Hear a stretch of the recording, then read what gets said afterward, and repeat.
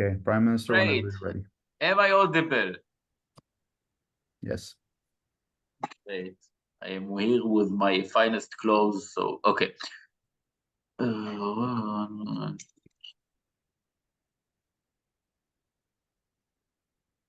Let's clarify a couple of things about Latin America, which is generally what we're talking about. We're talking about a region which is not threatened by any military. There is no country that has a serious border disputes with any other country in South or Central America. There is no problem or fear of invasion in that area from another country in that area or from any other region in the world. This is crucial in order to understand that real military power or might isn't necessary. They don't need huge navies, they don't need huge armies. We think about an area and region which is mostly democratic. This is second thing, mostly democratic.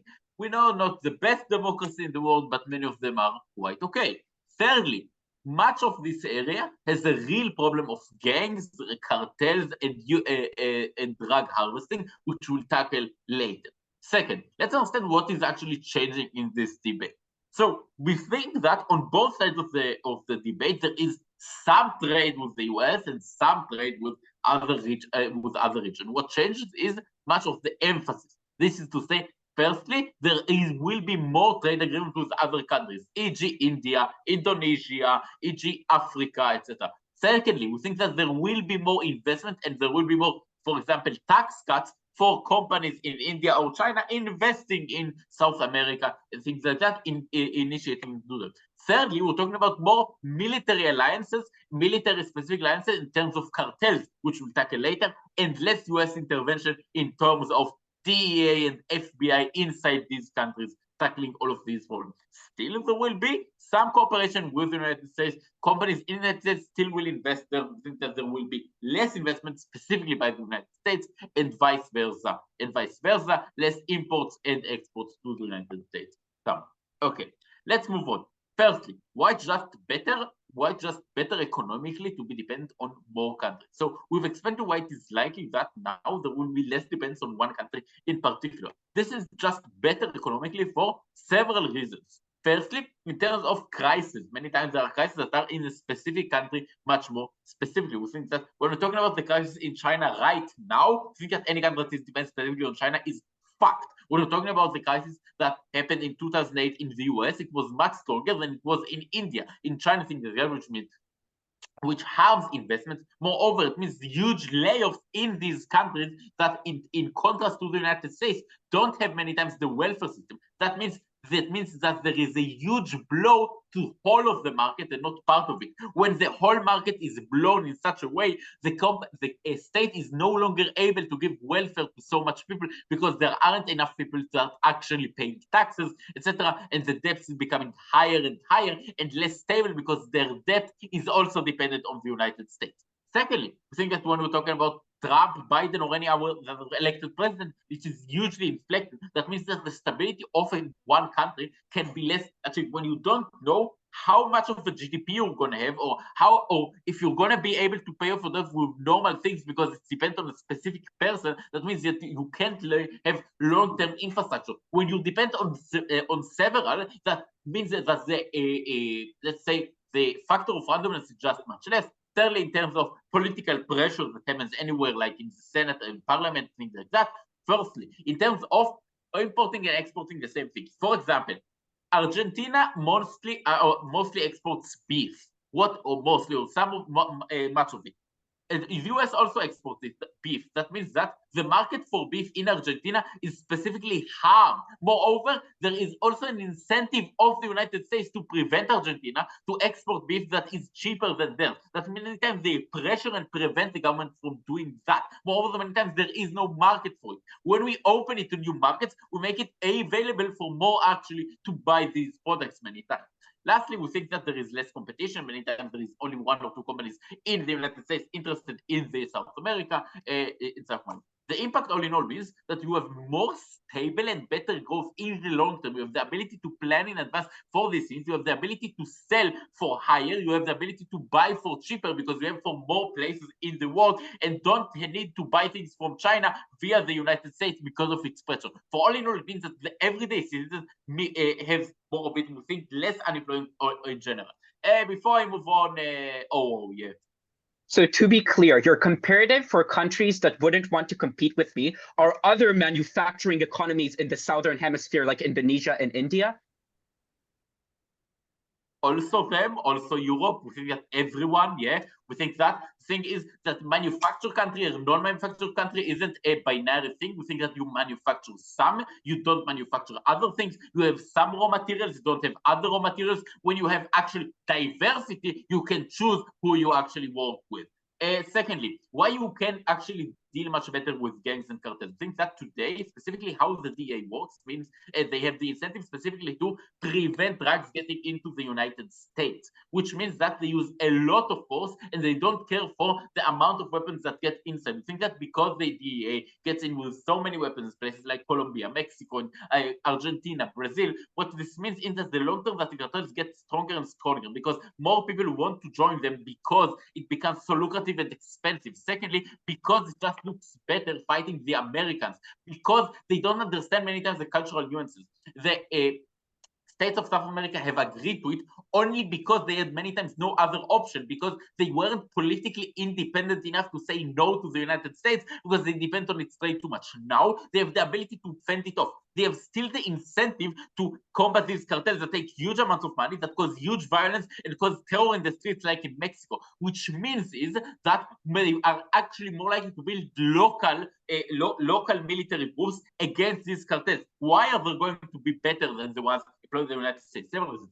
First, they actually understand the culture and the people. They are speaking with their language. They understand their problems. They understand where they have alternatives and how they can actually give alternatives for the farmers that now get so much money from getting weed and things like that. Secondly, they are able to actually mend and fight these things with welfare programs and other means of the states that aren't only force.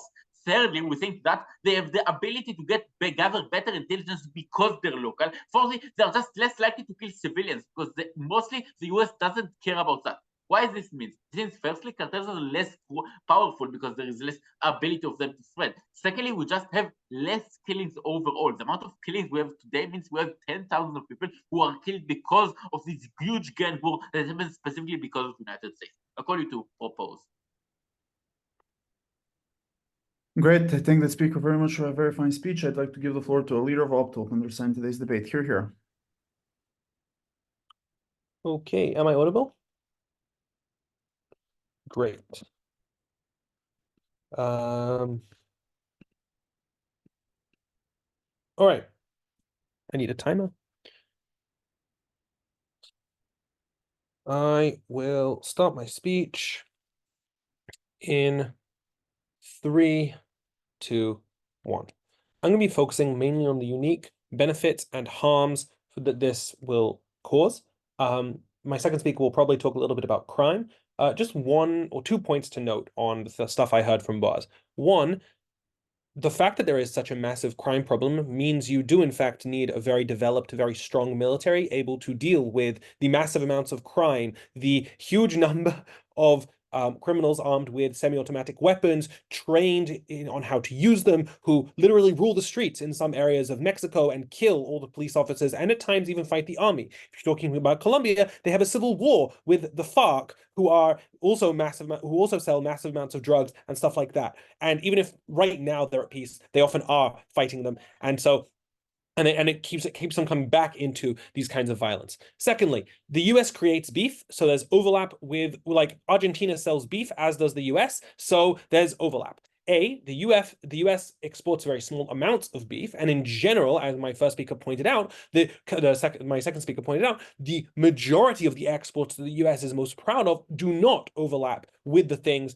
that with the stuff that is created in Argentina in fact quite the opposite, as I'm going to show later on, meaning that there is in fact the interests align here in that the kinds of goods that South America creates, the US wants to buy, and it's much better to do that when it's geographically close to you, when you've got a well-developed, when like you have a long-standing relationship, etc. Okay, great. Let's talk about economics. So firstly, let's just understand that less dependency actually leads to an economic harm, right? Let's understand why. There are going to be 4 reasons. One, all to do with like lower trade volume and stuff like that. One, you actually have less purchases from the US. Now, this sounds not that important, but understand that just the amount of money that the average person has to spend in Indonesia is far smaller than the amount of money that the average American has to spend. This means that the goods you can sell to the United States are just at their basis sold for a much, much higher price than what you could get in most other markets. This means that you are giving up on, I don't know,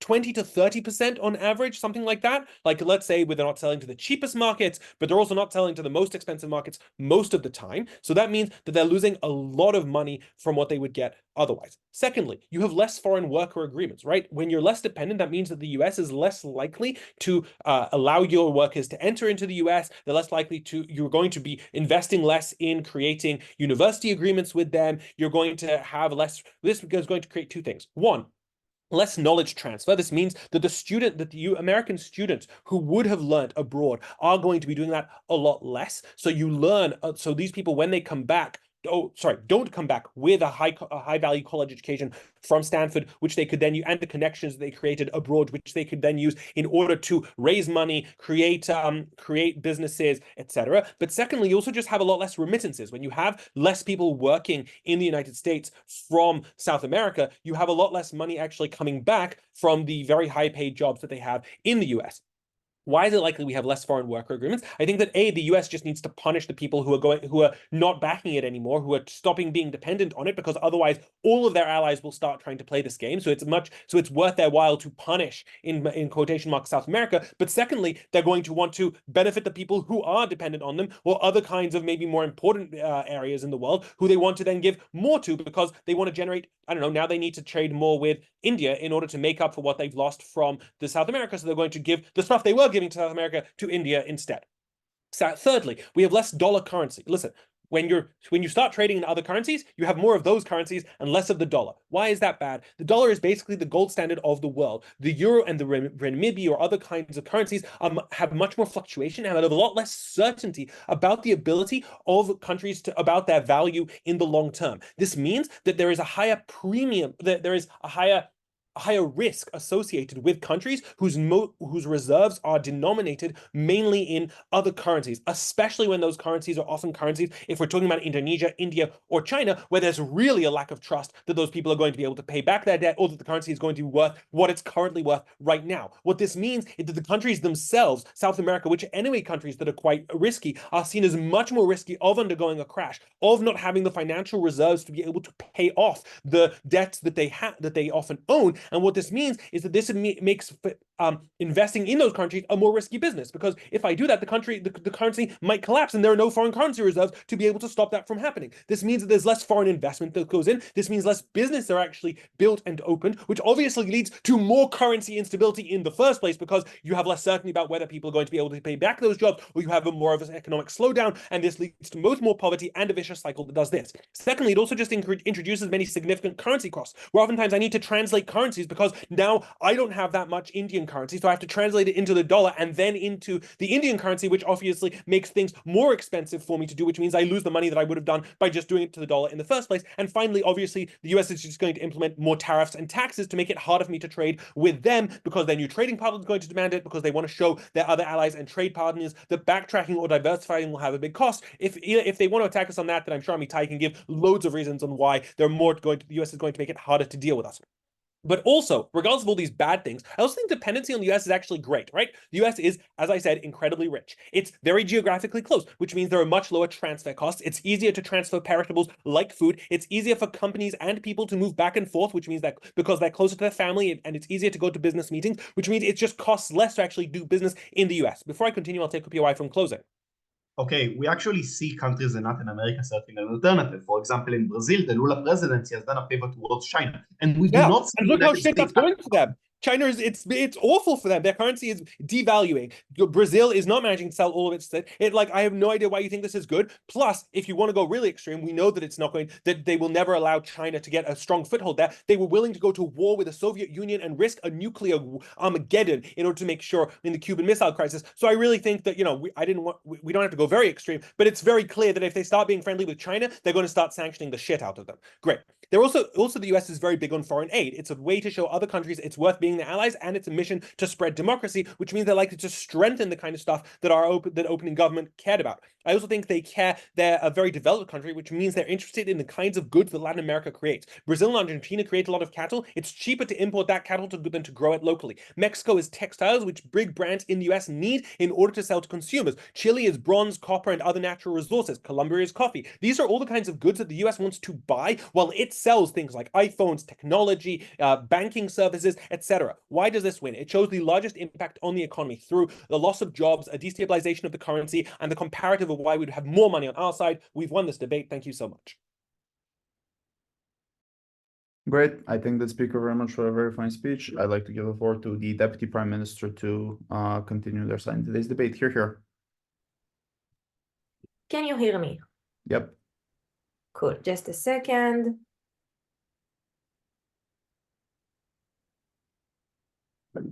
Okay. I'm going to start my speech in 3, 2, 1. I'm going to do two main things. The first one is I'm going to engage with the entire financial and economy point given to us by OO. Then I'm going to talk about how you really fight gangs, because apparently OO never heard about the Taliban and the way that worked out with a big army, and did we actually succeed doing that or not? Let's start with the financial point coming from the previous speaker. First of all, it's important to note the status quo that we think that they missed. On the status quo, we don't have so many people from Central America studying in the United States. The second most large foreign population in the United States that actually live and work there are the Chinese and people from China, and not actually from Central and Southern America. Therefore, many of the claims of the benefits that those countries already have in the United States are just in a weird position, because under the status quo, we don't see many of those benefits coming from their relations to the United States, and we don't see all of them going to study in Stanford or Yale, and I don't even know how much money they have to do that for many of the people that they're trying to describe that need the money for other things. Secondly, notice that the reasoning that they give us that the United States will want to punish those people is A, because there's going to be a president for that, and secondly, because they want to help other countries as well. Notice why the status quo we describe is important, because other countries as India, we don't see a lack of in the United States, and we don't see the United States giving up their ability to help those countries in order to get credentials for them, or in order to strengthen their ties with those countries already. We think that the fact that just saying because the United States will be scared for more countries to do the same is just not comparative when we actually talk about the fact that the United States is able to do all of that from the get-go. What else do they tell us? They miss the points given to us by Boaz already about why the United States is going to keep doing most of this thing. What Boaz already told you about those things. They said, Boaz explained why the United States will keep on buying specifically from those countries, and will have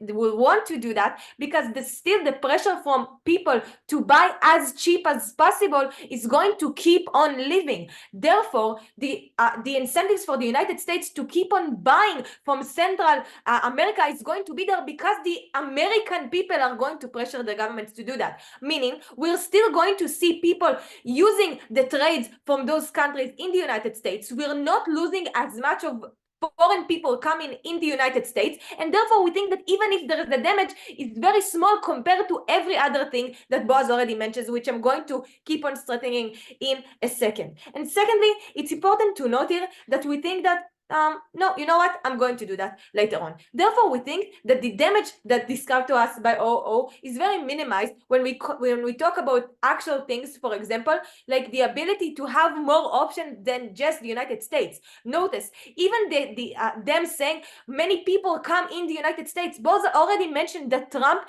has a very likely chance to become president again. We saw all of the things that he tried to do with Mexico, which is one country that we're talking about in this debate. And we think that Trump going more on the extreme level and being unexpected, we think that this is the time for those countries to make sure that they're not dependent on a country where Trump, as unexpected as he can be, may say, I'm going to stop specifically the things that OO are so scared about. So if what OO is scared about is the United States stopping, allowing them to go in, we think that we need to have another source, and another countries to depend on. Let's talk about gangs, because notice, what does Yishai told us about fighting gangs, right? They say, look, you have to have a huge army in order to fight gangs. But notice, all of their examples, for the FARC and everything else, we already have peace agreements. Therefore, it's not the main examples that we need to talk about in this debate. And second of all, notice that we just don't accept the logical prior saying that you have to have a huge army in order to fight those gangs. No, notice, huge army did not help us fight the Taliban. We think that in order to actually fight those gangs, you have to have a regional pact that actually understand the ground, meaning not just understanding one specific country or this one specific point of the region, but the entire region. Because why? Notice that just buying machine guns and buying M16 and buying Kalashnikovs, you can do that anyways, right? You don't have to have the US Army to help you buy all of those things, specifically if you already have gangs putting in all of those weapons in your region. The question is, how do you use those specific things and who are the people that are going to help you? Because notice, within a couple of things, it's crucial to note here about the United States. The United States proved in the past that they do not know how to analyze correctly the region when they're not there. We saw that in the Middle East when they tried to support one group, and at the end that specific group became a very mean group that did not help the people within those countries. Second of all, even if the United States are going to help one country from that specific region, all of those gangs can just go to a different country, meaning we're just going to move the problem from one country to a different one. In order to fight gangs in the entire region, we need the region to collaborate. And this is the impact that these debates create. Because if now we only depend on the United States because that's the easy source and that's what we're used to, then we don't collaborate as states together in order to actually fight those gangs, because the United States does not want us to collaborate for many reasons. For example, if they don't have boots on the ground in the region in the country right next to me. We think that we need to ask ourselves what's going to help us actually collaborate. Before I continue, CO. If you actually diversify from the US, and if you actually reduce US leverage, by definition, the US is buying less from you, because that's what it means. It means less relations with the US and more with other countries. Look, we agree that to a certain extent you're going to have less ties with the United States, but we think that the large amount of ties are going to still be there because people from the United States are going to pressure you to buy more cheaply, which is already from the Central American, and we think that already the United States has reason to have specific peace or less gangs there because they don't want those specific gangs to come into the United States, meaning the incentives to have a certain amount of peace and things that are going on there are still going to exist for the United States. So we agree, maybe a little bit less. But as I already mentioned, the ability now to fight gangs as a region, because now we have more reasons to collaborate with each other, meaning I don't only want the gangs not to be here, but I also don't want them to go to a different country because I know that they can just come back if they do that. We think that once we actually strengthen the ties with countries next to me, we can fight better those gangs. We can use the weapons that we have more smart, and we can actually prevent the entire region from keep on having those gangs that are just going to come back and back again. We think that a little bit less ties with the United States are worth the specific peace. From all of those reasons, propose. Great. I thank the speaker very much for a very fine speech. I'd like to give the floor to the Deputy Leader of Opposition to continue their side in today's debate. Here. Okay. Can you hear me well? Yes.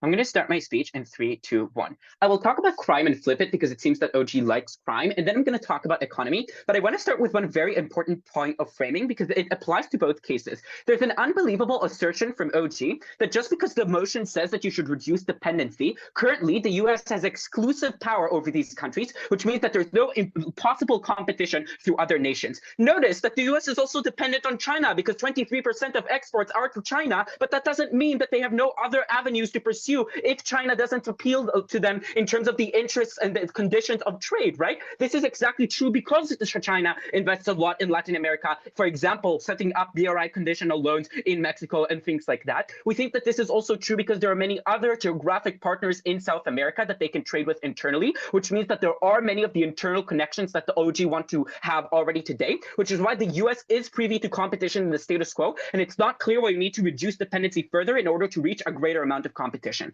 Let's start with crime. OG say very little things that are comparative on this. One, they say there's a narrative of fight the West if you choose Indonesia, which is why they will fund you. But Indonesia can do many things that fight the West, like for example, empower their own industries. This isn't a reason for why they would fund crime in another country. Secondly, they say, but you need a regional organization. There are several problems with this. The first is that they never actually prove likelihood that such a regional organization will come up. They just say that you want to focus on it on the alternative. Here are a few reasons for why it's unlikely. One, the pink tide in Latin America and the rise of populist right-wing leaders like Bolsonaro means that many countries are at odds ideologically. Secondly, because of a lot of competition, given that these countries produce very similar goods, which is why you don't want to empower your competitor when Argentina produces the same things that Monsanto or Petrobras in Brazil does. Second point of rebuttal here, they never prove mutual exclusivity. Like I can still have an organization that coordinates within Latin America, even if I'm dependent on the US. I actually want to flip them. I think it's more likely. And the reason for this is because, as Boss says himself, people will start deferring to other alternatives. So some countries will choose Europe, some will choose China because they have to sell to different vendors. Otherwise, there's an oversupply. We think that what this means is that it's much harder to coordinate because now your economic sugar daddies are different and have distinct incentives, as opposed to the fact that the US will probably want to congregate and choose the few countries in South America because it already funds a majority of them, but also because they're the closest to the US, and also Western consumers tend to want to consume more, which is why there's more demand and it will take under its wing more Latin American countries. Lastly, let's talk about how we flip them. I think there are a couple of reasons why the US is better, and it did things like empower Bukhari's anti-gang measures. So this is an empirically true argument. I know you like that, Ruben. So there are a few things I want to talk about. Firstly, the incentive that the US has. So I think that the US is the one that's actually affected, as Annie concedes, by the fact that gang operations in Latin America are currently happening. This looks like drugs that get into the streets of Detroit and Chicago, and the opioid epidemic in Purdue Pharma that was able to get a lot of its produce from Latin America and things of that sort, and the massive electoral hit that politicians in the US have when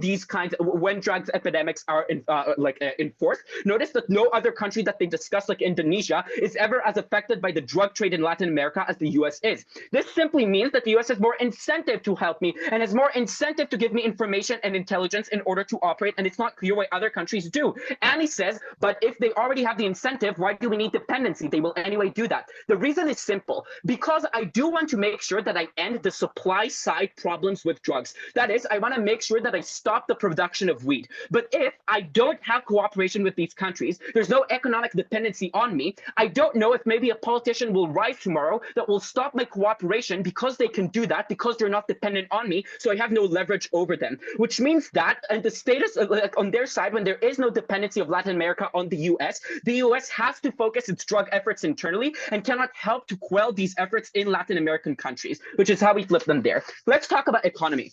They have a few claims here that are a little bogus. The first thing that I said, as I said, the idea of competition between different providers. But as I mentioned, the problem with that is that there's still competition. It's not clear why the US is a monopoly in terms of trade with these countries today. The second thing that they say is, but Trump, we need diversification because the US might collapse. One, as mentioned, there is already diversification. Second, I think the US is a good actor in terms of managing financial crisis because they have diversified actors within many financial industries like banks, or they have many companies that even if one collapses because of supply side shocks, another can take over. Notice that they have no comparative analysis for why other sugar daddies are better. So if Indonesia has one bank that monopolizes and that collapses, that's probably much worse because I can't transfer my accounts from Lehman Brothers others if that collapses to J and P and things of that sort. Then they say it's the same goods. Annie doesn't rebuild. He shies very intuitive rebuttal, which is the US produces different goods. It needs meat. And the reason for this is because people in the US are more educated, because the global demand is towards higher like product goods, like semiconductors, like services such as research and pharmaceuticals that I can sell, because there are many other countries that can provide agricultural things, which is why the US provides these higher sector things insofar as it can. Notice that this mechanism doesn't just prove to you that there's more, that the US will pay more for trade, but it also proves that these countries need these products, because Indonesia can provide meat just like Argentina can produce internally, but it cannot produce semiconductors. It cannot give pharmaceutical like technology and things of that sort, which I will get by trading with the US, which is why we get this crucial technology. But I also want to talk about the kind of policy that you get, because if there's currently a symmetry on how much money you think we get from trade, what should break the symmetry is the fact that we're able to change how you use this money as a country. But before I explain that second half, economics is not zero-sum. The point of our original POI is that at the point at which Lula has pivoted towards China, the Biden administration didn't take countermeasures, but rather actually quoted Lula more. The United States is going to treat them better once. As I mentioned, you need to prove what is the tipping point between the current existent competition and any addition of competition. Let's talk about why we think we get better policy. The reason here is simple. Many Latin American countries currently tip too much towards a socialist and inefficient economic structure. This is both because of the pink tide recently, but also obviously because of the historic presence of Marxism in Latin America, because of things such as like liberation theology and Bolivarianism. Like they can give the example of Chile, but obviously most countries in Latin America have had for like the majority of the past century, mostly socialist policies in place. This means that a US policy that affects change in these countries, because you have more economic forums with the US, because you trade with them more, and so there's more US leverage on your policies, is essential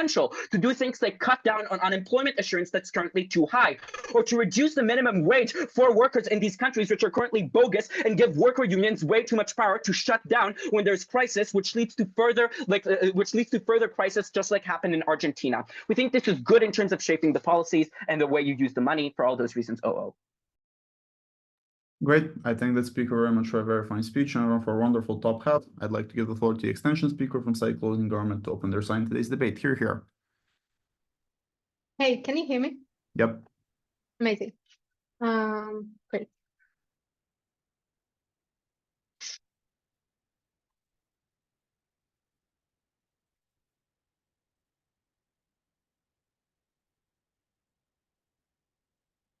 All right. 3, 2, 1. Up until this point, OG said, oh, other countries are better than the United States. Then OO said a very intuitive claim of the United States is better than those countries. We will show to you, firstly, why we get the United States to court more the countries in Latin America, but secondly, what is unique about China that we do want to get from them. And so even if China is somehow a relevant actor, we will show to you what is the unique benefit and so be above OG. Let's start the first argument and understand why do we get the United States to try and cater towards those countries more. So firstly, why do we think that today the United States takes those countries for granted? So firstly, as we already agreed, the US knows that they have leverage points over those countries, that it is very easy to influence them. But second thing is that inside rhetorics inside of the United States, the rhetorics of they need us more, they come to us, they come and take our jobs, they come and spread drugs around. This is obviously may not be true, but this is the rhetoric of we don't need them. But thirdly, we think that Amitai said, oh, you have to show tipping point for your case to stand. Firstly, bullshit. We don't think the world works on tipping points. Many of the time, this is incremental changes that actually work. But the second thing is that there is no competition today. Guy will do lots of technology if you want, because Guy loves that. But I think in the war of assertions, we can assert this as well, and it would be fine. Why the United States would never want to come to connect the ties with Latin America? We have 4 reasons for that. Firstly, the Monroe Doctrine. We think that the United States sees Latin America as its own righteous continuation and its own part of its continent, and so they don't want to just give the countries there away. They see it as part of them, or at least a part that should be ideologically close. And this is a doctrine that many of the leaders in the United States study, grow on, and stuff like that. Secondly, we think, and this is really important, there is the Hispanic voters, which is in the United States, which in many countries is the swing voters and are shifting the results of the elections. We think that for those people, they want the ties with the original state. They want those ties to continue and stay good for them to actually help their family, for immigration to continue, or at least not be in a worse situation. And so we think for them this is important. But thirdly, we think that there are many fears in the American electorate about having adversary, about having opponent countries inside of Latin America. We think that the fear of Cuba is still something that people remember. We think that the fear of having just a very hostile country so close to you and able to shoot rockets on you and do other bad things is something that is important in the United States. They don't want to lose their ability to influence those countries. But firstly, we think that this is very not efficient for the United States to cut ties with Latin America, because the troops in Latin America really hate the United States. For many countries, they have very bad history with the United States, meaning that if the influence of the United States comes down and trade deals are over, we think for those countries it is much easier to drift away from the United States. What do we think happens in the day after we drift away? We think that the United States has much more interest to try and retain those agreements from its side, to try and have better trade plans that are also good for Latin America, also allowing them to have their own local industries. Secondly, we think they have more ability to have better conditions when it is regarding military intervention. So today the United States practically chooses everything. In the day after this motion, we think those countries can say more conditions, affect more the contracts, etc. Thirdly, we think they can have more tools to prevent the brain drain that happens in Latin America today, which is the specific immigrants that the United States want today and do allow to come to the United States. We think after this motion, the Latin American countries can say, okay, those people need to come back to us, or have some remittances agreement which is more robust. And fourthly, we think more humanitarian aid, more investment in Latin America. Today, Latin America investment and humanitarian aid, it seems less prioritized in compared to Ukraine or Israel. We think in the day after this motion, those aid and foreign investment would be something that would be prioritized much more and receive less backlash in Congress. Because of that, we just get much more benefit from our biggest partner to Latin American states, and we think this is extremely important. Let's take Theo. When Turkey pivoted to buying Russian missiles, did the US beg them to buy their airplanes or cancel the deal for F-35s? And I'm very sorry, but I think cherry picking some examples that are good for you is not enough, as long as you don't prove structurally what is the point of the United States, which is something that we did already. Secondly, why China is simply important to the Latin American states and doesn't happen today, and we need it today. We think that specifically China has the experience of having building infrastructure, and specifically manufacturing infrastructure, in a way that the United States does not have. So firstly, we think China just has the expertise in that. We think that Chinese companies are doing that many years, very efficient in that. We think in the comparative that the United States does not have that. We think that the building industry in the United States is very bad, is failing economically. And secondly, we think that the United States actively promotes their own manufacturing on the expense of having other manufacturing infrastructure in other places in the world. Secondly, we think that the population of China starts to drop. And because of that, we think that China understands that they cannot be reliant only on local manufacturing in the long term. And because China is able to plan for the long term, it is also able to invest in manufacturing in more and more countries. Because of that, we think we see the BRI today moving from only infrastructure to also including manufacturing in other countries. And this is one of the targets in the BRI today. We think in the comparative that the population of the United States is not reaping yet. It is receiving much more immigrants. And so the United States is able to gamble on local infrastructure in order to, and so they don't have the incentive to help Latin America to produce their own manufacturing and to advance in this way. Therefore, we think that China is just much more able to promote this specific sector inside of Latin America. And also, obviously, this is important because it means that they get more ability to just build more stuff. Guy will do the impact with order to propose. Great. I thank the speaker very much for a very fine speech. I'd like to give the floor to the extension speaker from site closing opposition to open their side in today's debate. Here. Thank you. Am I clearly audible?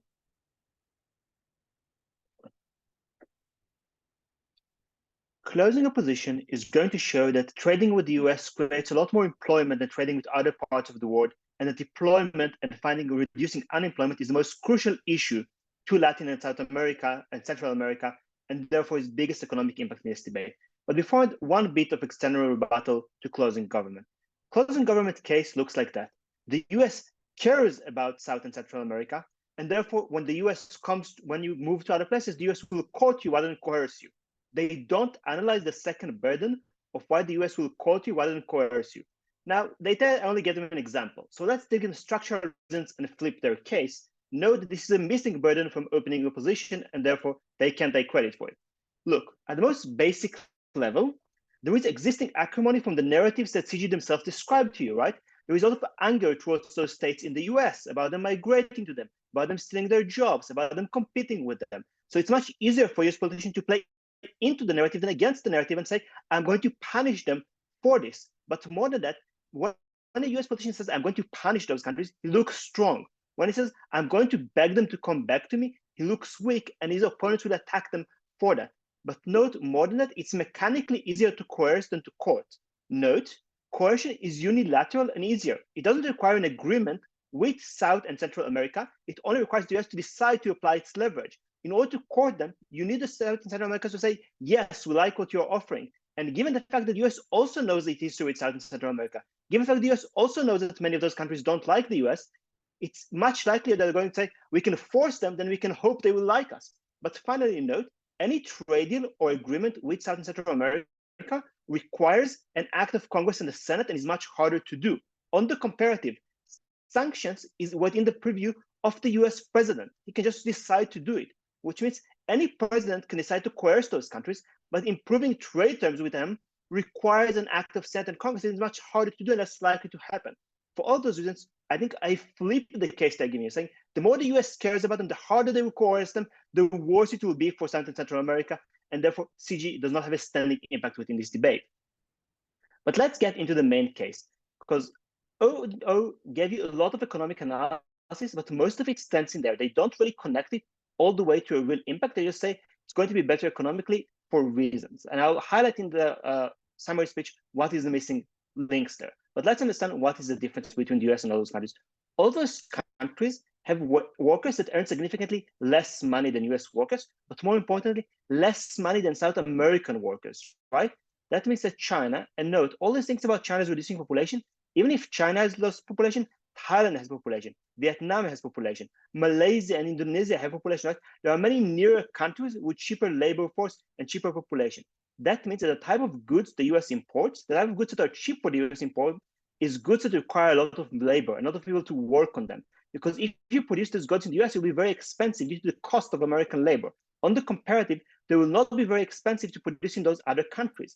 That means that China would likely want to import natural resources and agricultural goods and not labor-intensive goods like the US, which means that foreign direct investment and trade with China creates much less employment per dollar, much less employment for every deal than trade with the US, because you trade in different types of good. But it also affects the types of investment US companies make, right?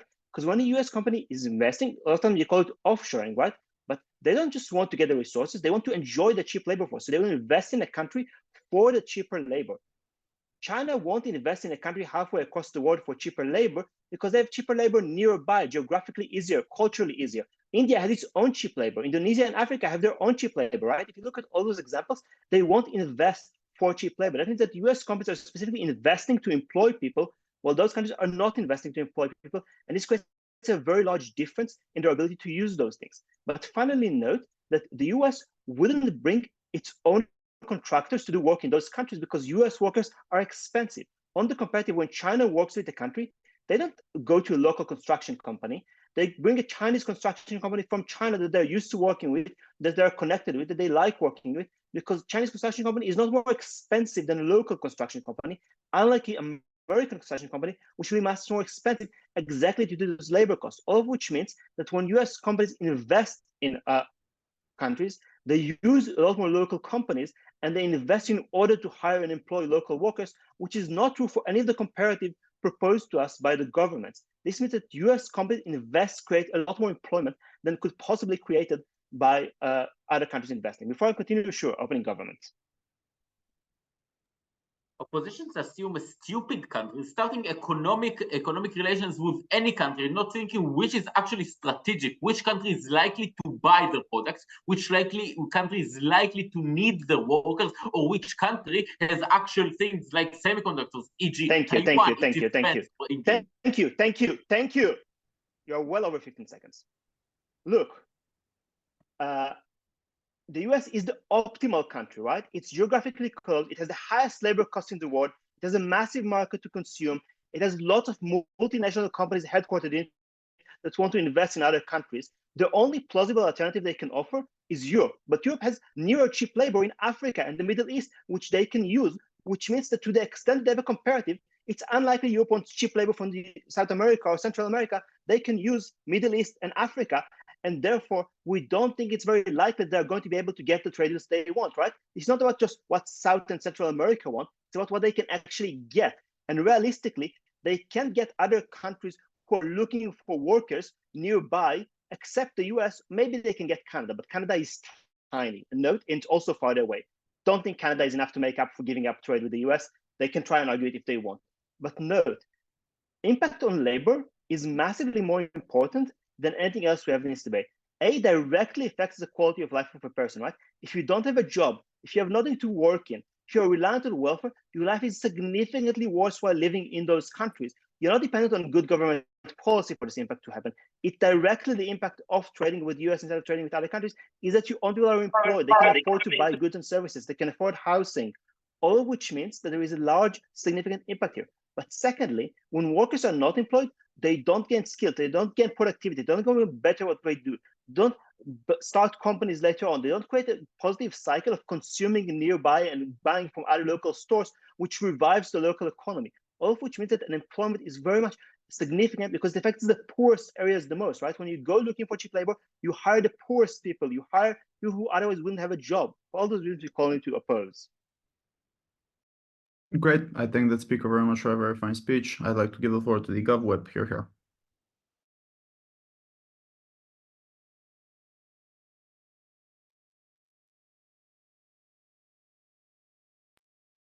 Hello, am I audible?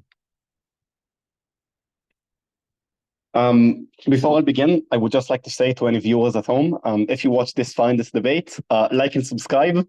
Very high quality content.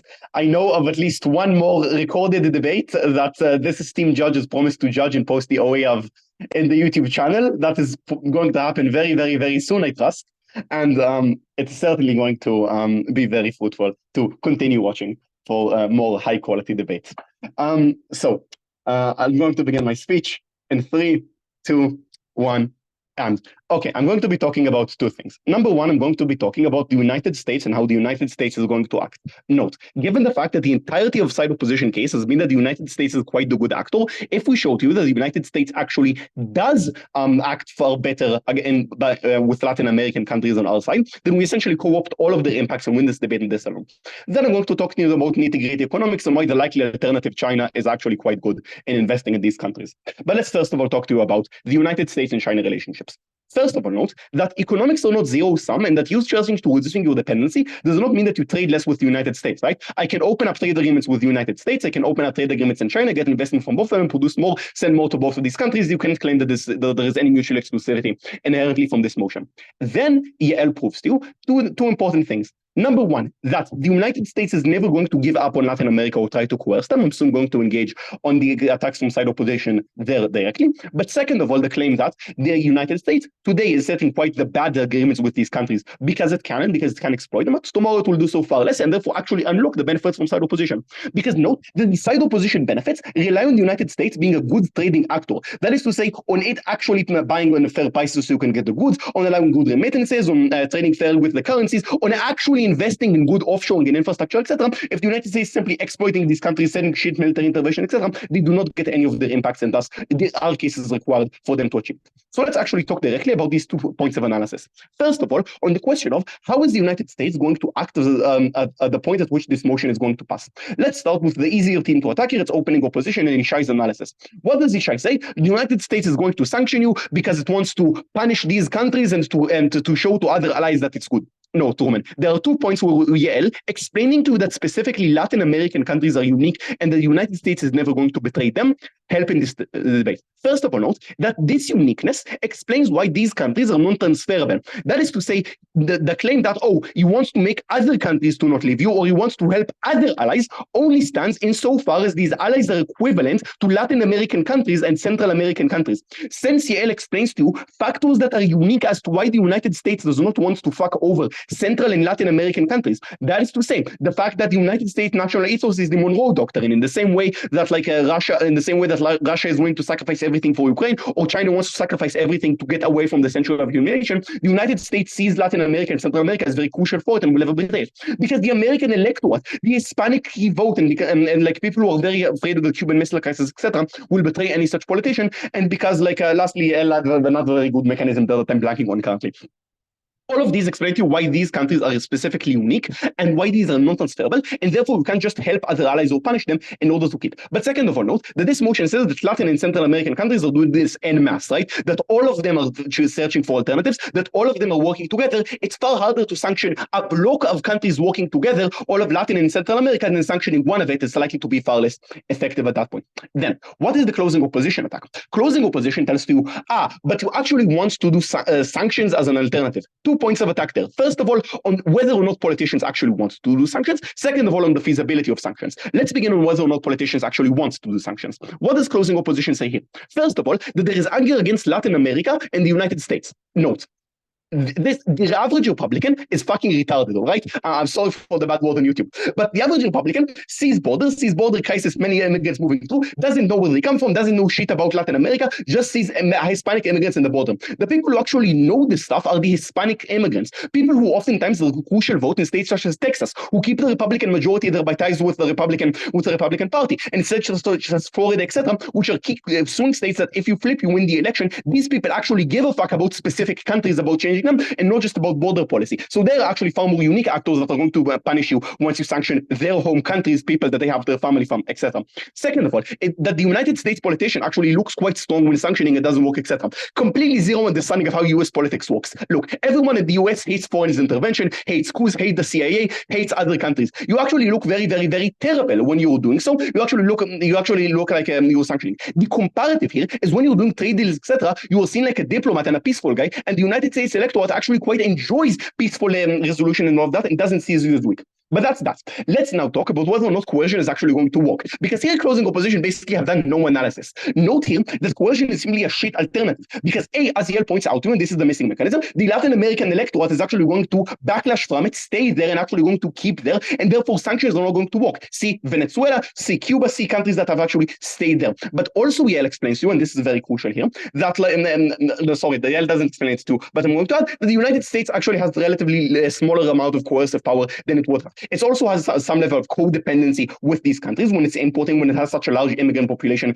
and is relying on them. And also simply its abilities to sanction and sector have gone down. Like Russia has intervened through the sanction, China is helping them, United States sanctions are becoming less and less important as more and more countries join the list. The CAA hasn't done a meaningful coup in years, and therefore it has similarly far less of an ability to actually do these sanctions and for them to actually be effective. Therefore, sanctions are unlikely to happen because the United States knows that they're going to be effective, so it's going to work for these countries more. This has been too much engagement on whether or not the United States is going to act good with these countries. Before I continue, opening opposition. My first question is, what are your impacts? My second thing to say is that CG spent 4 minutes explaining why the US likes South America. Why then do they treat South America badly even if they can? Okay, so the US wants South America to be on its side, but if you can exploit them, you're gonna exploit them because they have no alternatives, right? This is what they'll explain to you, that they're exploitative because they had the ability to do so.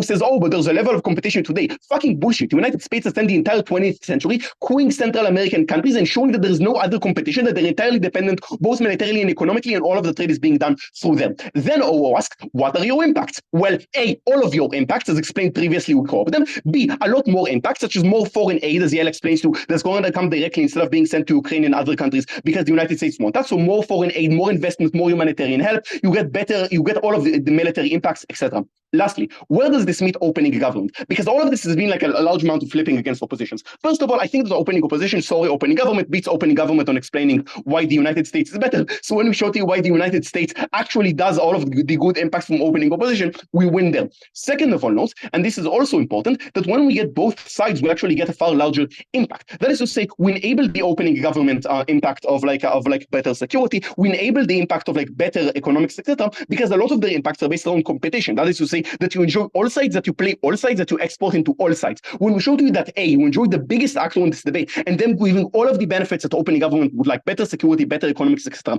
more foreign aid, and then all of the competition mechanisms from opening government, we also beat them in this debate. Very proud to propose. Great, I thank the speaker very much for a very fine speech. I'd like to give the floor to the opposition whip. Here.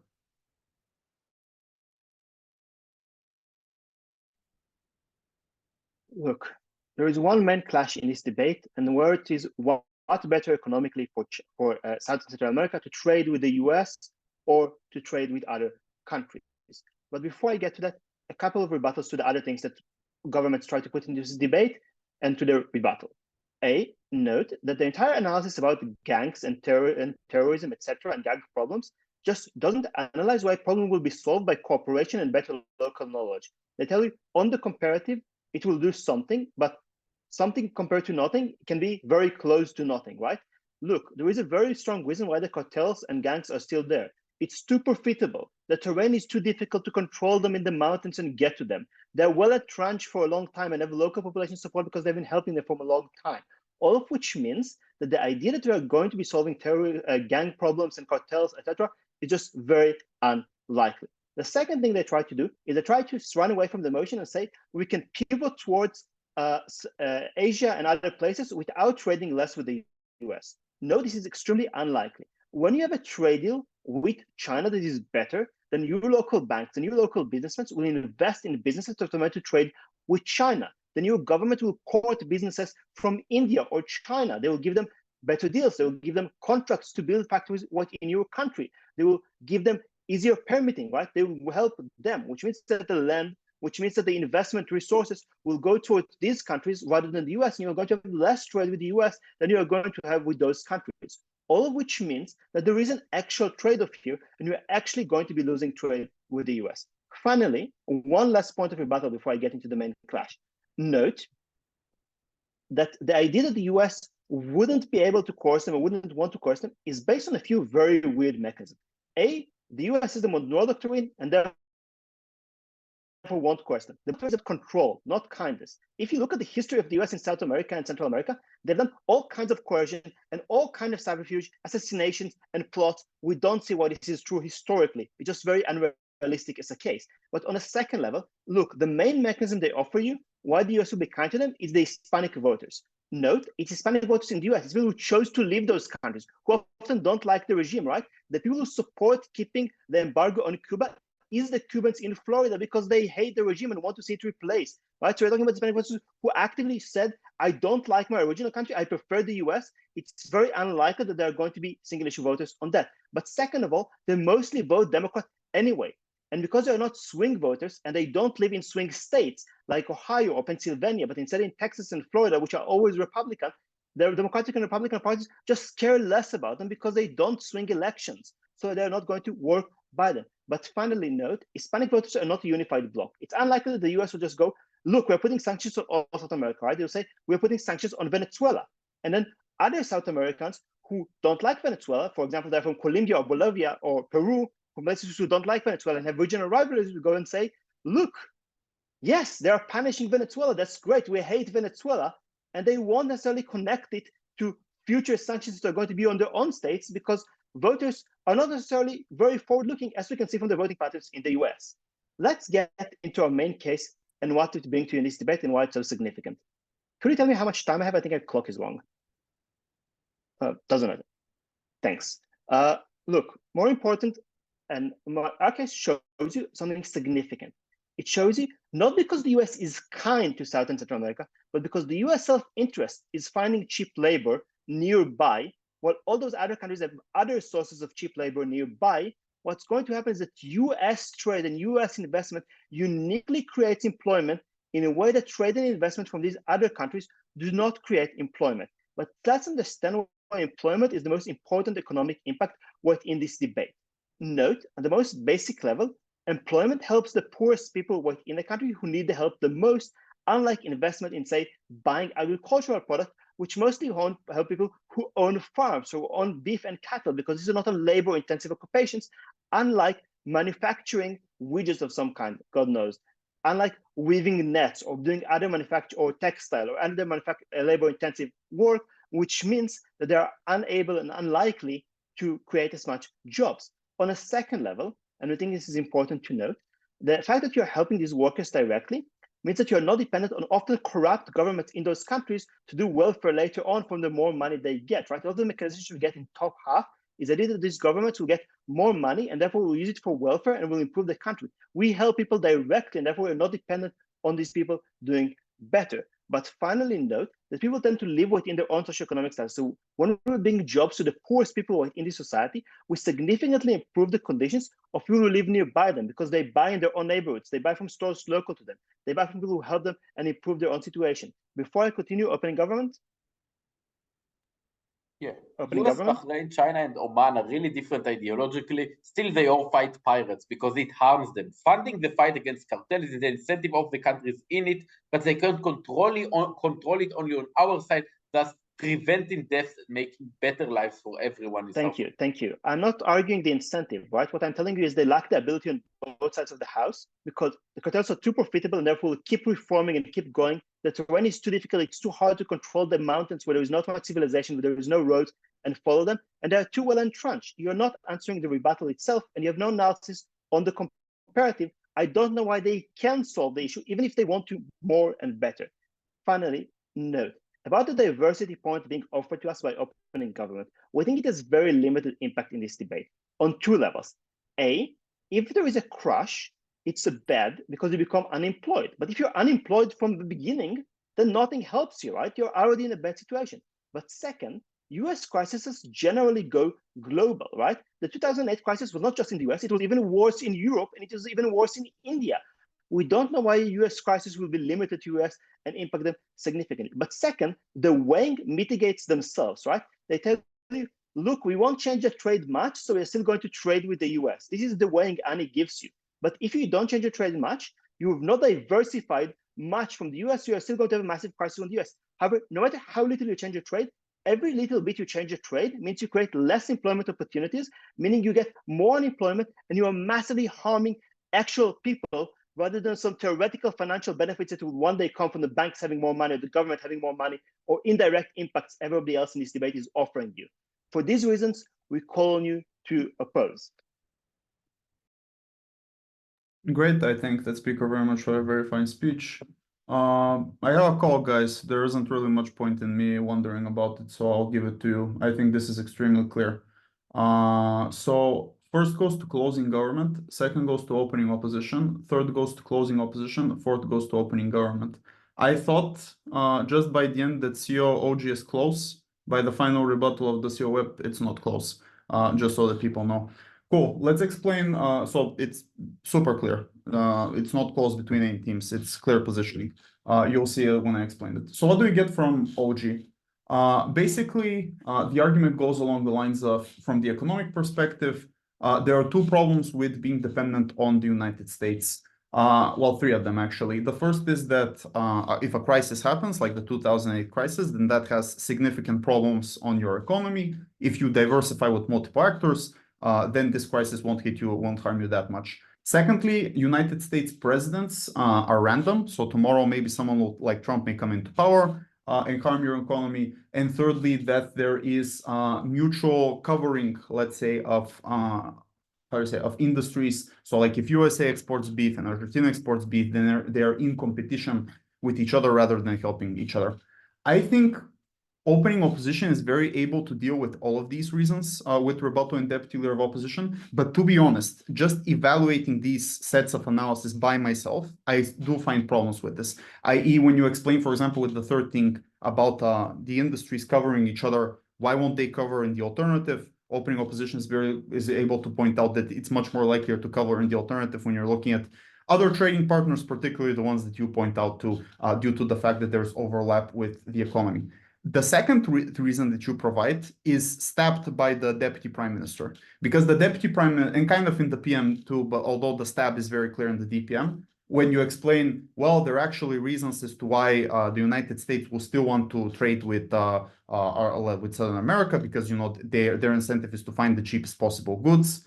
Then this undermines your own analysis that goes along the lines of tomorrow Trump may come into power and decide not to trade with you. Like it's either or one of the two things. This is a clear step. I'm numerically in the debate, I'm not sure where this particular thing was, like which was first. I didn't really count it by the rules I'm supposed to, but not the point of it, because this reason has also another problem, which is why is this likely? Like what is the likelihood analysis behind this reason, behind the president coming into power and doing this particular action? You don't explain that. Which brings me to the crisis point, which again has similar problems, which is why is this likely? Again, I mean, I get it, but you don't necessarily impact it that much to explain to me why I should care about this one situation that happens a couple of years or weigh it against all of the other benefits that are coming from opening opposition in this particular case. Now, this is to say, I'm not necessarily rebutting your case. I'm just pointing out to structural problems of your case because this is a spar. In a normal debate, I would probably say the same things, but like sugarcoat them a bit more. But all of these things are also responded to by opening opposition. And opening opposition, in contrast, is able to give a lot of reasons as to why trading with the United States is very good. I won't go over all of them, but the fact that you are already trading them means that you have to give up for your workers going there and returning things back to you. You being able to use a singular currency and this being able to create less problems with currency risks and all of these type of things. These things aren't really rebutted and they stand in the debate, which means that if this analysis is more dense and more provable and something that I buy more and it's more comparatively proven, then very clearly all beats OG on the economic clash. What is left is the gang clash, but I think along the similar lines, I have some problems with your case, which is I don't understand why the alternative is like common military cooperation between countries. You don't prove likelihood. And in deputy leader of opposition, it's fairly well responded where they explain actually the United States has an incentive to combine all of these countries together and make them work so they can still have the common initiative, but just over the oversight of the United States. And in the alternative, actually, when each country has to choose a trading partner, whether it's Europe, whether it's China, whether it's whoever, then it's less likely to get them to cooperate between each other. Plus, they have their own historical grievances. So yeah, based on these reasons, very clearly, opening opposition is able to beat opening government. What does closing government bring to the table? Closing government brings, well, basically three main things. The first is that currently the United States is able to exploit these particular countries because there isn't that much competition on the block. They utilize the analysis from opening opposition in terms of all of the leverage that they have, in terms of their current trading points, in terms of them not having competitions in this market and things like that. After that, they explained that they are likely to cooperate more with them because they still care about this particular region. It's still something that they view as their own. But what changes now is when there is other competition, whether it be European Union, China, or whoever, or where there is an increase of that they are now more likely to give more to this region, give better trade agreements, give better development aid and things like that, which means that they basically flip the point coming from opening opposition. Now I know this is simplistic justification because to be honest, closing government didn't completely explain this that thoroughly or to that extent. But the problem is that opening opposition doesn't have any actual analysis as to why the United States is willing to provide more. You point to a lot of reasons why trade with the US is good, is big as in terms of ability.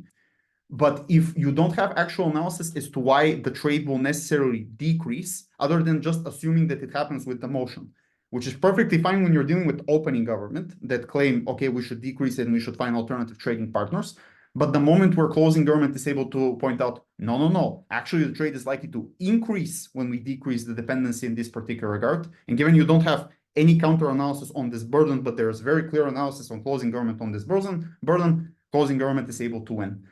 There is a second point from closing government, although I don't necessarily credit it to that much of extent, which is that actually other trading partners like China might be good because, they have some incentives to long-term develop Southern America because they have aging population and things like that. It's not really that the biggest reason to win the debate, but it's there. Maybe another judge could see this as a marginally different point that goes to them. So this is the short diagonal explained. Bringing closing opposition. Closing opposition has two contributions in this debate. The first is that the likely reaction is unlikely to be to give a better trade deal rather than sanction these countries. And the second reaction is that something about the United States per capita investment being more. Let's start with the second one because that's easiest. That's an ability reason.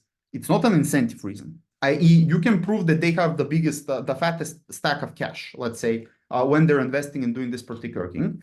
If you don't explain to me why they're willing to give you the fat stack of cash, i.e., why it is likely for them to do so, then it's unlikely for me to believe the things that you're explaining. And this is literally how closing government whip directly responds to this point, where they explain, okay, you're right, but if you can exploit them, if you're in the stronger position in this particular regard, then you don't have to do necessarily this particular case. So I can buy the case fully.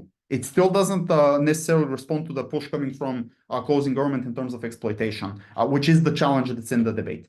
But secondly, it's not weighed against opening opposition, and it's kind of similar analysis. I know it's different, but it's not like so different for me to see that it's a unique contribution that wins the debate by itself.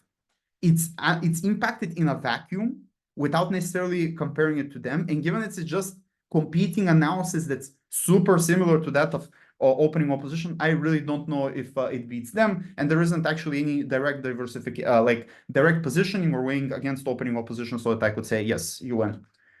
Which leaves the sanction point. The problem is the sanction point isn't that particularly well explained, particularly along the lines of what exact sanctions are likely to happen. Like you just throw the word sanctions, but I'm not sure what the actual action that the United States that is likely to do, what will do. Because this could be many things, right? This could be military intervention, this could be coup, this could be economic sanctions. So, and on this wide spectrum of things, I have no idea what necessarily out of all of the options you're picking to prove to me are. And it is important because the higher the burden of the word sanctions, the bigger the burden you need to explain to me. But the bigger the burden, the bigger the impact. So for example, when you say, then I have to assert that the thing that you are talking about is, and it kind of seems that way, the most likeliest thing, which is economic sanctions. But then closing government is able to give a lot of reasons as to why economic sanctions are unlikely to happen, based on the how it will be perceived in politics and based on the Hispanic voter bloc. Now, to be completely fair, closing opposition provide very, very good responses against the Hispanic voter bloc. I do note them down. I think they're very well explained and is a response to one reason. However, I still think that closing government has two other sets of responses. That sanctions may not necessarily be effective in dealing and deterring your behavior. Don't think the Russian example. And that secondly, it may be a political risk for you to do sanctions, and you must much more likely be a diplomat, like giving them the carrot rather than the stick, which are two separate lines of analysis that still stand, even if the Hispanic voter bloc is responded to. So that's why CO can't beat either CG or OO. Why they still beat opening government? Because the one thing that remains from opening government is the point about the economic crisis and things like that. However, closing opposition is able to point out to, firstly, that if an economic crisis in the US happens, it's likely to affect the whole globe. So the harms that opening government are talking about are likely to be, at least to a certain extent, symmetric, because there will be recession all around the planet, given how big of an economy this is. Noting the example of this is exactly what happened in 2008. But secondly, the way within the trade-off that we are mitigating the potential risk of the crisis, we're losing out on all of the benefits of employment and that particularly come when trading with the United States versus trading other particular actors on the planet, seem to be impacts that are big, in terms of people having food, people having a good standard of living, and all of these type of things, which is a wing that I buy versus maybe them having a harder time during the crisis and things like that. So yeah, that's the call. You can ask me any personal feedback questions and stuff like that, but to me, this is very clear. Can I ask a question on the call? Sure, let's do it. So in terms of CG's impact on proving that there's more US trade, do you not think that this is how do you say, like, tense? Yeah, that this is tense with OG's idea that you would reroute investment to another country? No, it's not tense, because it's Cool. because firstly, what is the likelihood analysis on that, and secondly, you can have both. You can still cooperate. You can still try to pull the US more to you with this action, and at the same time, you can bring someone else to the table. I don't necessarily understand how these two things are mutually exclusive. Maybe they could be. But it really depends on what kind of hardline stance that you are taking, and opening government also kind of accepts that you will trade with the US anyway, so not so much. Yeah, Cool. cool.